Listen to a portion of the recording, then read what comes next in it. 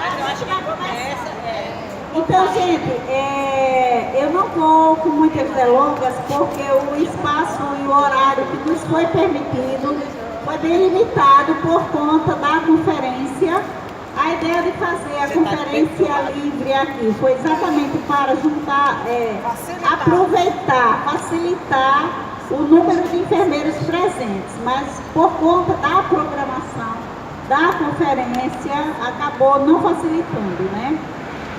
Mas assim, só explicando um pouco, esse espaço de conferência livre, este ano, ela existe já, obviamente, há muito tempo. É uma conquista do controle social, permite a representatividade, né, nos espaços. Poderia ter sido para a estadual e também pode ser para a federal. A orientação é que cada 50 pessoas possa eleger um delegado para a federal. A gente sabe que muitas pessoas não tiveram a oportunidade de ir para a conferência municipal. Esse ano não houve a conferência distrital. Então é mais um momento de poder estar discutindo. A Associação Brasileira de Enfermagem, ao longo da vida, trabalha o tempo inteiro com o controle social, faz parte dos conselhos, faz parte do Conselho Nacional de Saúde, do municipal, do estadual, de acordo com suas sessões. E este ano, as conferências, elas têm, de uma forma geral, uma conotação extremamente diferente, né? Que é a conjuntura que nós vivemos. E a Conferência Nacional de Saúde, a 16ª, ela está, é chamada de 8ª+8, porque ela resgata os eixos da 8ª conferência, que aconteceu em 86, e exatamente para reafirmar os direitos conquistados, o direito à saúde, né, e à democracia. Então, a enfermagem também tirou alguns eixos para as conferências livres. Os eixos das conferências livres são desde a deterioração da formação. Então há uma preocupação muito grande em relação à formação em enfermagem hoje. O nosso pior vilão é a EAD, né, que nós sabemos que em muitos lugares já está ocorrendo, que os conselhos locais, os conselhos regionais colocam que não vão dar o diploma, mas vez por outra aparece uma pergunta: fulano se formou em AD, e aí? Temos o número muito alto de cursos de escolas particulares que surgiram.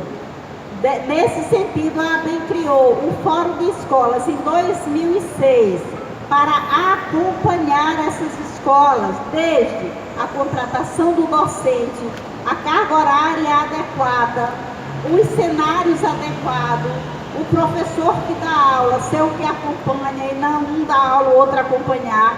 Aqui na Paraíba nós temos 19 escolas que são filiadas à ABEM, que tem o controle e qualidade ABEM.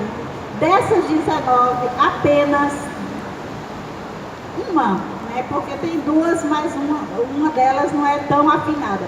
Apenas uma senta com a ABEM e discute, que é a FACEN. Né? A FACEN senta e discute carga horária, as outras marca, desmarca, remarca, não vai, reclama, enfim. Porque não é um processo fácil, a questão a gente sabe como funciona. Mas é uma forma da ABEM estar junto, da ABEM acompanhar, né?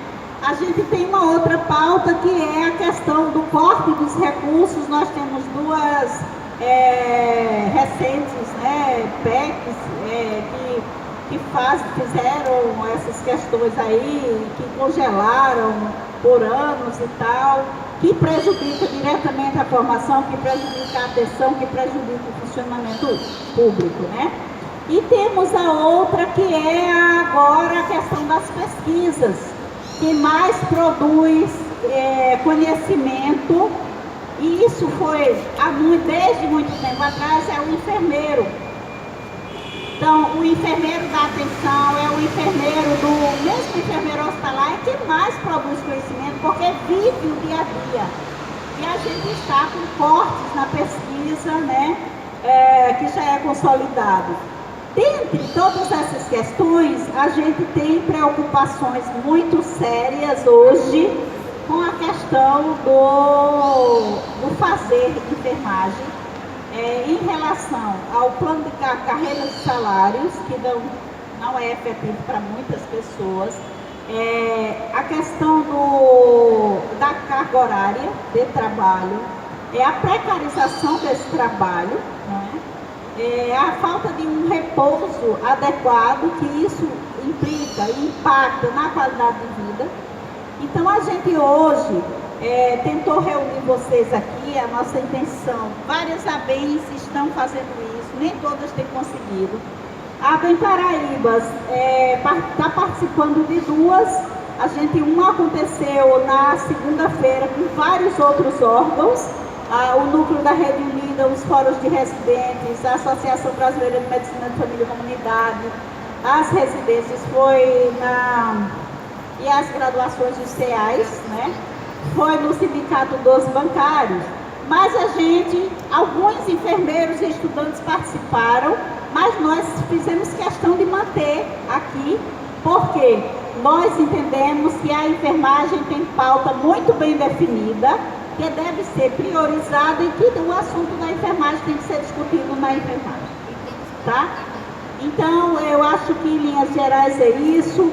Nós esperamos que as outras pessoas possam vir. A nossa proposta era de 11 às 14, porque a gente tem intenção, não sei se vai dar, a Fabíola que está coordenando, Fabíola e Graça, cadê Graça? Que estão na coordenação desse espaço aqui. Mas a nossa intenção era de fazer grupo, era de discutir, não sei como vai ser, porque por conta do horário da conferência a gente precisou alterar o nosso. Eu gostaria de encerrar.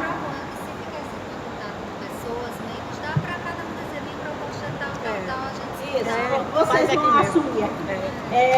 Eu queria só fazer um comunicado que eu acho fundamental. Eu estou encerrando a minha gestão na ABEM Paraíba. Esse ano é ano eleitoral. Nós estamos com uma chapa composta por professores da UFPB e por enfermeiros da atenção primária em saúde, que eram do departamento ou são ainda até dezembro, do departamento de atenção primária. Elas vão migrar, que é Vesper e Fabíola. Elas vão subir para a diretoria e a gente vai precisar recompor o departamento, que é um departamento extremamente potente, e tem feito um trabalho belíssimo. Nós vamos, e aí tem professora Júlia, professora Simone da UFPB, tem Karen Maliana da FACENE, Lidiane e Fabíola de Campina Grande. Pela segunda vez, né? Pela primeira vez a gente teve alguém de fora de uma pessoa, que foi essa gestão que está encerrando, e agora vamos ter mais duas pessoas. E este ano eu tenho a impressão que é a primeira vez da história da ABEM Paraíba, que vai fazer 63 anos em setembro. Tem uma candidata, que sou eu, à ABEM Nacional. Até agora a gente ficou em departamento, em conselho fiscal, nos grupos de apoio. Pela primeira vez eu vou estar integrando a chapa da ABEM Nacional, a chapa de oposição. Estou na diretoria de educação e vou tratar diretamente com as escolas de enfermagem sobre a formação. Eu estou falando isso porque as pessoas que não conseguiram atualizar suas anuidades para votar, tanto na ABEM local quanto na ABEM nacional, pode fazer isso até 13 de junho. Nós temos a maquineta que estamos dividindo em até 4 vezes a anuidade para essa questão. Tá? Então é me procurar, a gente vai até vocês e a gente faz a anuidade. Eu vou passar o microfone para a Graça ou para a Fabíola e em seguida para Edson. Sejam todos bem-vindos.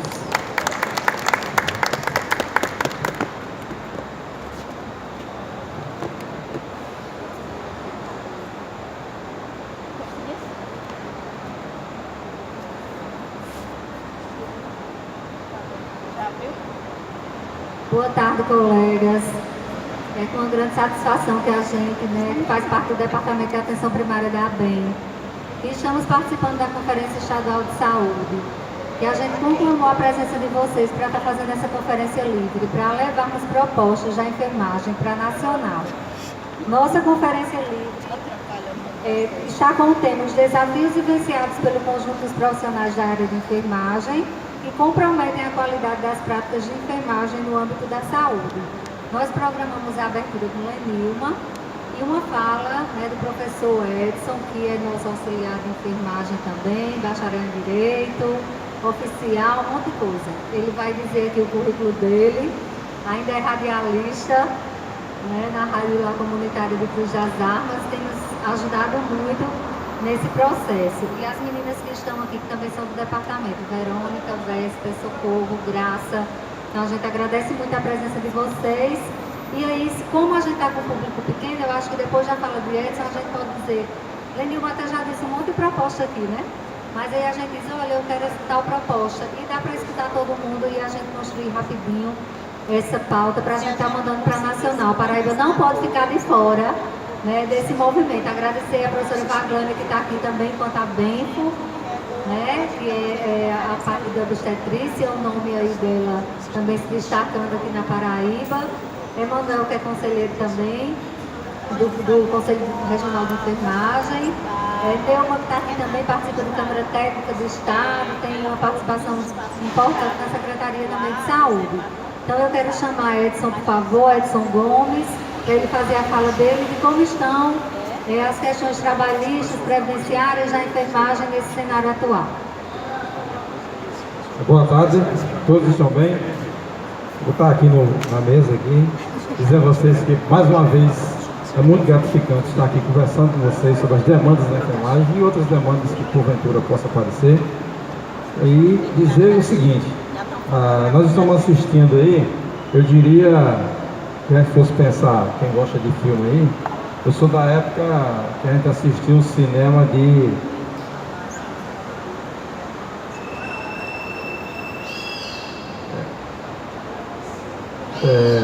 sem que ao perceber que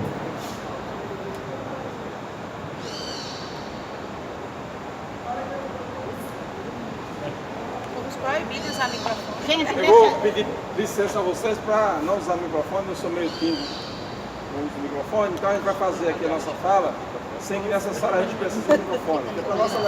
Para se levar a nossa mensagem, necessariamente a gente não precisa de microfone. Eles vão cortar o microfone, vão carregar os papéis, vão carregar as nossas casas, vamos continuar na luta, porque nós somos forjados na luta, desde, como diz o lema da cidade de João Pessoa, intacta abre origem, ou seja, desde as nossas origens. Então, para iniciar, eu gostaria de trazer para vocês, dizer que a enfermagem, nós somos mais de 2 milhões de trabalhadores no Brasil. Hoje, o Conselho Federal de Enfermagem, que faz essa conta direitinho, recebendo informações de todos os conselhos regionais. Me permite uma parte, eu acho que é bom usar o microfone, porque quem vem de lá, eu escuto barulho. Está proibido, é? Ah, desculpa. 2 milhões de trabalhadores no Brasil. Desses 2 milhões, cerca de 1,5 milhão são de profissionais de nível médio. 2/3 desses profissionais de enfermagem são auxiliares de técnico. E esses profissionais realizam 70% das ações de enfermagem. 90% das atividades da enfermagem elas são realizadas por auxiliares e técnicos de enfermagem. E aí rapidinho, a gente vai tratar o seguinte, o cenário que se apresenta para nós não é um cenário Hitchcockiano, pensar em Alfred Hitchcock, aquele que tinha aquela musiquinha do corpo que cai, ou então dos pássaros, aqueles filmes antigos de... Mas também a gente não está num The Walking Dead, que é uma série da Netflix, em que o terror se completa de forma ademais. Nós estamos ali na hora do espanto. E uma hora do espanto que para nós começou lá em 2016, efetivamente, porque o golpe que se consolidou em 2016 é um golpe que se inicia em 2013 com aqueles movimentos de rua, com a participação e aí de um grupo interessante, que é o movimento Brasil Livre. tem que levar a câmera mais para O negócio é sério, né? Brasil Livre. Cadê a Ana? Olha, Pegou. a consolidação desse golpe se deu em 2016 com a queda efetivamente da presidente Dilma. A presidente Dilma, pelo bem ou pelo mal, era uma presidente constitucional no Brasil, eleita pelo voto direto e foi tirada pelo impeachment. Tão provável é a condição do golpe que até hoje nem condenaram Dilma, a perda do mandato, tanto é que ela foi candidata ao Senado por Minas Gerais, e nem houve nenhum processo que condenasse a presidente Dilma. Então isso para nós está consolidado como algo que se finalizou como um golpe, uma revanche da Câmara dos Deputados, capitaneada pelo Cunha. O que é que isso trouxe de prejudicialmente, efetivamente, para nós, profissionais de enfermagem? Em 2017, finalzinho de 2016, 2017, foi apresentada uma PEC, a PEC de número 95, e essa PEC é chamada PEC de limitação dos gastos públicos. Ali ficou limitado por 20 anos os gastos com saúde, educação, segurança, etc. Ou seja, aquilo queria dizer que daqui a 20 anos, os mesmos valores investidos hoje, os mesmos valores investidos em 2016, serão os mesmos valores investidos em 2036. E aí, para nós que trabalhamos com saúde pública, nós sabemos que isso, em hipótese alguma, isso pode acontecer, uma vez que nossa população cresce de forma aritmética. Se cresce de forma aritmética, os nossos gastos, nossos custos com saúde, com educação, com segurança, com seguridade social também tem que crescer de forma aritmética. Não há como deixar de gastar. Outro ponto importante desse golpe foi a chamada reforma trabalhista. Talvez vocês ainda não conseguiram sentir o efeito, alguns aqui sentiram esse efeito, sobretudo aqueles que trabalham com a iniciativa privada. Quem trabalha no setor público não sentiu os efeitos da reforma trabalhista. Mas aqueles que labutam nos hospitais particulares já devem estar pressentindo aí, sentindo os efeitos dessa reforma. Dos pontos importantes é o chamado trabalho intermitente. O trabalho intermitente veio no conjunto da Lei 13.467 de julho de 2017, que é a chamada reforma trabalhista. E o que é o trabalho intermitente? Vem lá um coordenador de enfermagem, provavelmente estou falando isso porque nós somos profissionais de enfermagem, quem termina fazendo a questão, elaborando a questão da atividade da enfermagem, são profissionais de enfermagem, sobretudo enfermeiro. Então vem lá um coordenador de enfermagem, através de suas estatísticas, descobre que quinta e sexta e sábado, de 17 às 20 horas, é o quando você tem o maior fluxo de pessoas para ser atendido. Então ele vai chamar um grupo de profissionais de enfermagem e vai dizer, olha, eu quero contratar vocês para trabalhar quinta, sexta e sábado, de 17 a 22 horas, que é o horário que eu preciso. Esses profissionais vão lá, fazem um contrato de trabalho com a empresa e começam a trabalhar toda semana esses 3 dias. No final do mês, ele vai ter aí 3 dias por semana, 12 dias trabalhados, pega o valor da hora contratada e paga a esse profissional somente o valor das horas trabalhadas. Nós tínhamos um sistema antes que não permitia o trabalho intermitente, no entanto, alguém só podia ser contratado recebendo no mínimo um salário mínimo.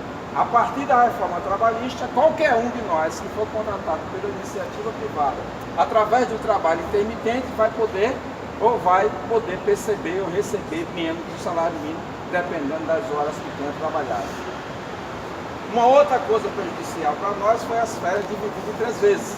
Você tinha umas férias, você deve gozar 30 dias, essas férias, aí ia lá fazia um acordo com o patrão, a lei permitia que você dividisse isso em 2 vezes, 15 dias você trabalhava, 15 dias ficava de fora, ou você pegava esses 10 dias, você negociava com o patrão esses 10 dias e folgava os 20 dias. Agora isso acabou. Isso acabou como? Porque a lei está dizendo que você pode ter as suas férias fracionadas em 3 vezes, desde que a primeira fração não seja inferior a 15 dias. Então é uma outra coisa que atinge diretamente os profissionais de enfermagem, uma vez que a nossa demanda de serviço é muito grande e que as instituições, os nossos empregadores, terminam não contratando profissionais suficientes. Então você pega lá do teu contingente de férias, coloca para trabalhar, divide, faz uma programação e mais uma vez o profissional de enfermagem termina tendo aí fracionado o seu tempo de serviço. A medida provisória 873 de 2019 reforça o caráter facultativo do imposto sindical. Primeiro, lá na lei da reforma trabalhista, ela diz o seguinte: não é obrigatório, aliás, não é para se pagar imposto sindical. Todos nós aqui, ou parte de nós aqui, batendo palmas, aplaudindo, achando bom. Ora, como é que eu vou trabalhar? Pagar um dia de trabalho no ano para as centrais sindicais, os fiéis, porque, para quem não sabe, o imposto sindical ele era recolhido de todos os empregados no Brasil, isso ia para uma conta e dessa conta era repartido para os sindicatos e as federações dos empregados e para sindicatos e federações dos empregadores.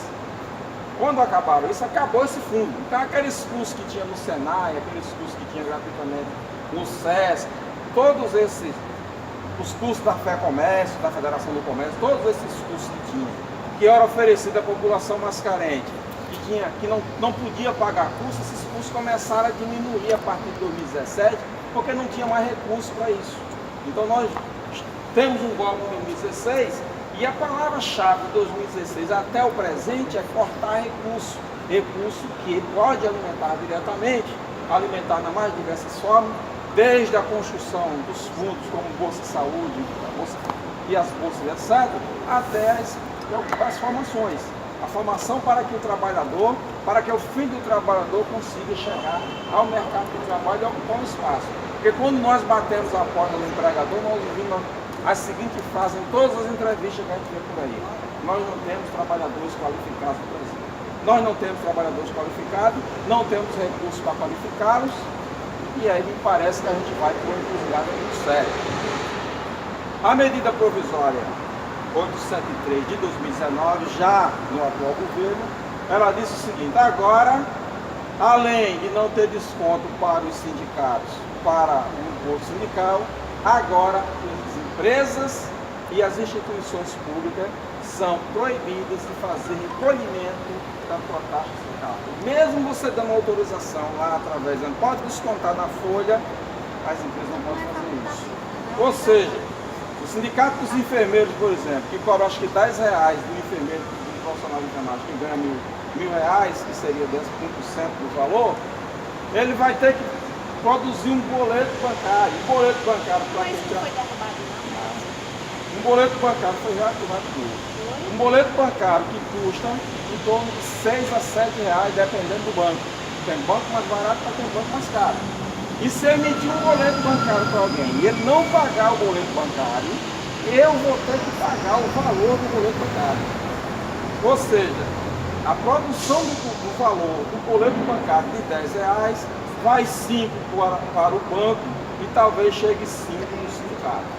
Então a situação do sindicato fica mais difícil ainda. Se isso não fosse tão ruim, a gente poderia até acreditar que não podia piorar. Mas nada é tão ruim, já dizia meu avô, que não possa piorar. E o que é que piora? O que é que piora nisso? Piora que agora, por exemplo, saiu um decreto dizendo, inclusive foi aprovada a medida provisória antes de ontem, e a partir de agora não precisa mais o trabalhador rural, sei que tem muita gente conosco, que o trabalhador rural não precisa mais comprovar através do sindicato rural o seu tempo de contribuição para a Previdência. Ele vai ter que provar de outras formas, mas essa não é uma forma mais de provar. A reforma trabalhista versão 2019 falhou, a 2016 falhou e a 2019 a gente já sabe no que anda. Empurra 2 milhões de profissionais de enfermagem para o abismo. Agravante, sem representante no parlamento, nós não temos representante no parlamento, nós temos uma enfermeira por Santa Catarina eleita deputada federal. Mesmo assim, essa enfermeira eleita deputada federal por Santa Catarina não foi eleita com o voto da enfermagem. A única representante eleita com o voto da enfermagem por 3 mandatos consecutivos chama-se enfermeira Regiane, no Rio de Janeiro, pelo PCdoB. Nós não temos outro no Brasil. Então, o processo de politização da enfermagem, ela sofre um processo complicado, porque nós não conseguimos Nós, o conjunto desses 2 milhões de profissionais, não conseguimos entender isso ainda. Nós não partimos ainda para despertar, para um despertar político, onde a gente possa debater nossas demandas. Uma prova disso é essa conferência. A gente imaginaria que uma conferência como essa, num universo de 40 mil profissionais, com inscrição no conselho que nós temos na Paraíba, tivesse pelo menos 10 mil aqui, já que 30 mil ficariam no interior, né? Então isso seria um sonho de consumo viável para a gente poder pensar uma atividade política representativa. Nós não temos um sindicato atuante. Por que nós não temos um sindicato atuante? Porque nós, profissionais de enfermagem, não somos atuantes. Você pegar a carta hoje, a carteira do sindicato profissional de enfermagem hoje, ele vai ter 400 ou 500 inscritos estourando. E desses 400, 500, a última eleição comprovou que só 105 foram votados. 105 profissionais de todos os inscritos do Sindicato dos Enfermeiros da Paraíba foram votados. Não, o Sindeb hoje, só um adendo aí. O sindicato hoje está aqui com em torno de 800 pessoas inscritas. Mas é uma luta. Eu faço parte, sou secretária-geral do sindicato, e não é fácil. Porque do mesmo jeito que a gente teve dificuldade com a incidência, porque desde ontem que eu faço propaganda, o sindicato vai, convoca a assembleia dentro do trauma, dentro de uma prefeitura. Quantos enfermeiros tem na prefeitura de sindicato? Só vai a gente. É 4 ou 5 que comparecem. Eu fui testemunha do hospital de trauma. Quantos enfermeiros tem naquela hospital de trauma? Apareceram 4. E 2, mora em Campina Grande, estavam vindo para o plantão, aproveitar todo para depois entrar no plantão. Quer dizer, essa consciência política que a gente começa a despertar, trabalhar, dia a dia. Você hoje que eu falei com você, quando eu falei contigo, Então esse cenário. eu conflito, hoje de manhã também, eu saí voltando, pedi para falar no microfone. Agora que tem ouvido, o pessoal não deixou eu falar, mas ontem eu ainda não tenho uma chance. Complicado. Aliado a isso, na representação de 2/3 desses profissionais de enfermagem, dos 40 mil, que está em torno de 27, 28 mil que são auxiliares de enfermagem, nós não temos nenhuma representação do ponto de vista nem sindical, nem associativo. Nós temos um coletivo chamado Coletivo Ananeri, que agrega aí 20, 30 pessoas, no máximo, estourando dentro dos grupos sociais. Efetivamente, você encontra no máximo 5 ou 7 fazendo alguma atividade. E você tem a ABEM, e aí você já conhece, a ABEM tem dado um salto altíssimo de qualidade de eventos, semana de enfermagem, tem produzido o Encontro Pai, Bando de Técnicos de Enfermagem, está produzindo esta conferência livre.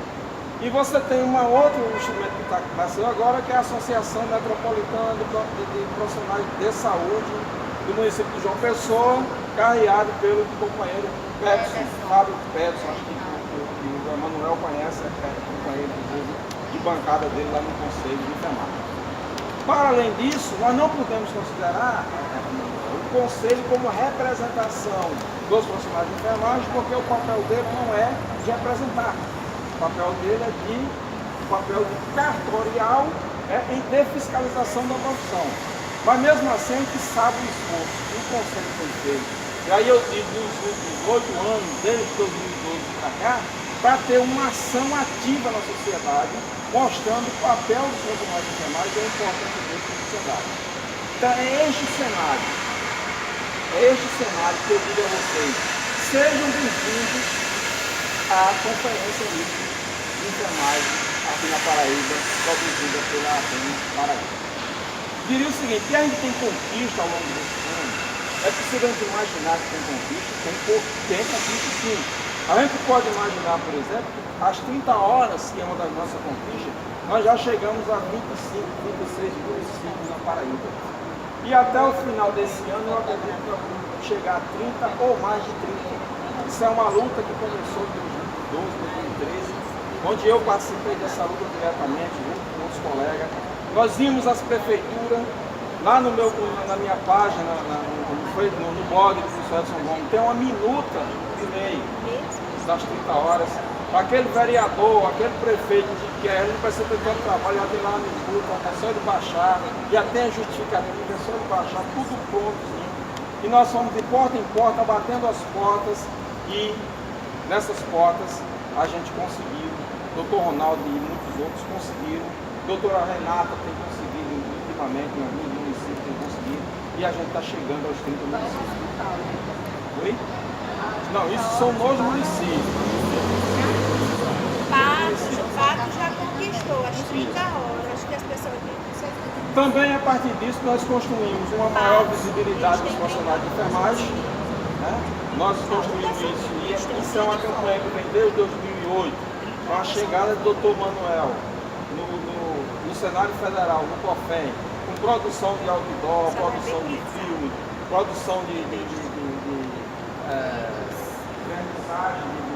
artes plásticas, uma série de instrumentos utilizados para dar visibilidade aos profissionais de enfermagem. Eu acho que isso é uma conquista muito grande, porque nos tempos anteriores nós não tínhamos.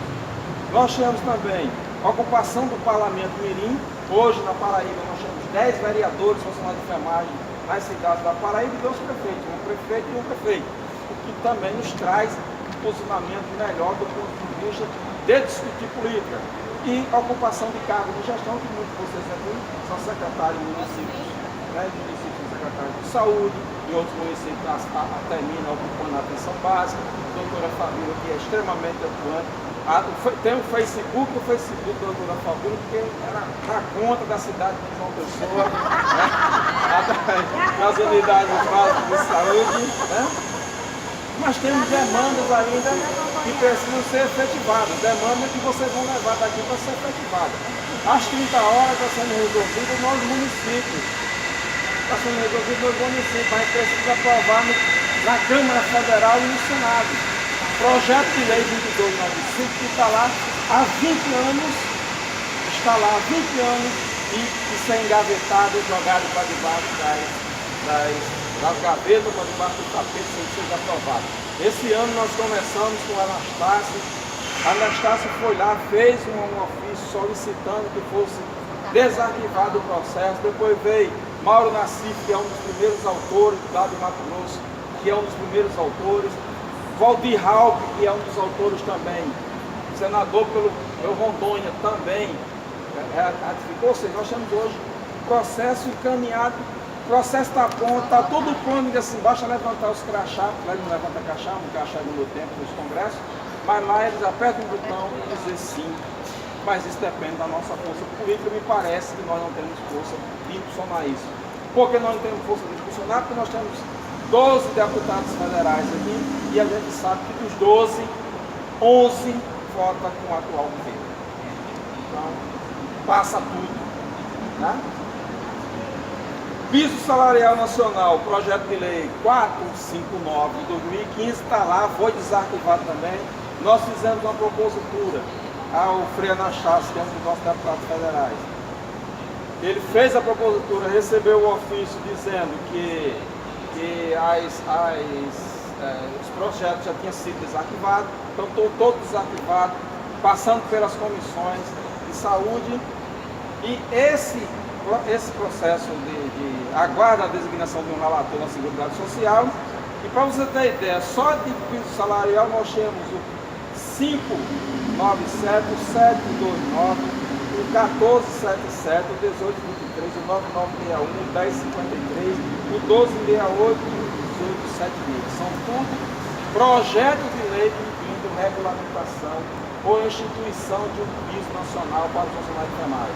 A regra básica disso é 100% do valor estabelecido para o enfermeiro, 70% do valor estabelecido para técnico de enfermagem e 50% do valor estabelecido para auxiliares de enfermagem. Outra coisa que nós temos que nos preocupar e sair propostas daqui é a construção de uma sala de descompressão.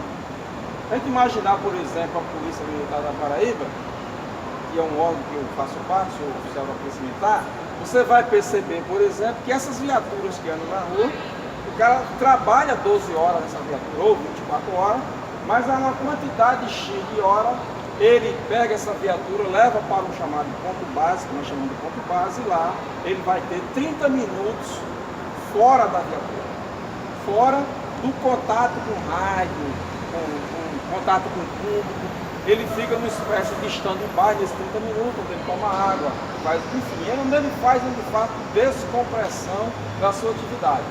Isso vem a partir de quê? Isso que vocês conhecem muito mais do que eu, são muito mais letrados do que eu, e é a síndrome do Lula.